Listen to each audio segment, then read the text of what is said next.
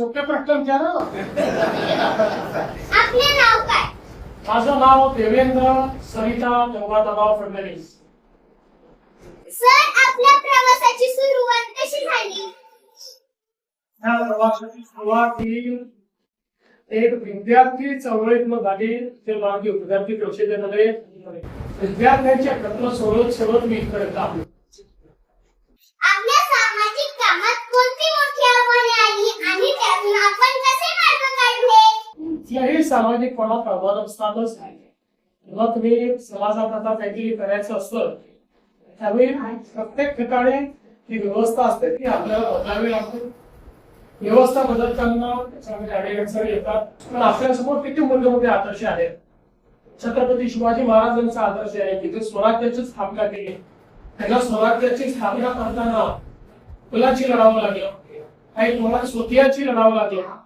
पण त्यांनी त्या आव्हानांचा सामना करून व्यवस्था उभी केली. आपल्यासमोर भारतरत्न डॉक्टर बाबासाहेब आंबेडकरांचा आदेश आहे. चांगलं काम जर आपण केलं तर चांगल्या कामामध्ये आपण यशस्वीच होतो, कधी अयशस्वी होतो. ओके. आपल्या कारकिर्दीतला असा कोणता अनुभव आहे जो आजही लक्षात आहे आणि प्रेरणा देतो? असे खूप अनुभव आहे पण आजचा अनुभव जास्त लक्षात नाही. तू घेतलेली मुला आजच्या डिजिटल युगात आपण शिक्षण क्षेत्रात कोणते बदल करू इच्छिता? मला असं वाटतं की डिजिटल शिक्षण खूप महत्वाचं आहे. आणि आज या शाळेमध्येच एक अतिशय सुंदर डिजिटल लॅबचं उद्घाटन केलं.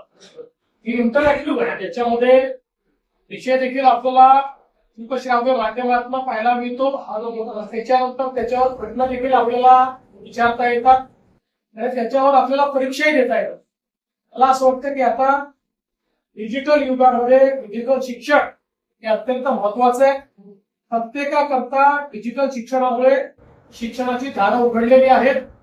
जगातली कुठली गोष्ट ही आता आपल्याला शिकता येते. त्यामुळे मला असं वाटतं की आपल्या शाळेतल्या आता जे डिजिटल लॅब आहे तुमच्यापैकी प्रत्येकाने त्या डिजिटल लॅब मध्ये जाऊन डिजिटल शिक्षण घ्यायचं. थँक्यू सर, तुमचा मौल्यवान वेळ दिल्याबद्दल खूप खूप थँक्यू. धन्यवाद. थँक्यू. तुझा पण मौल्यवान वेळ दिल्यानंतर तिथे आला.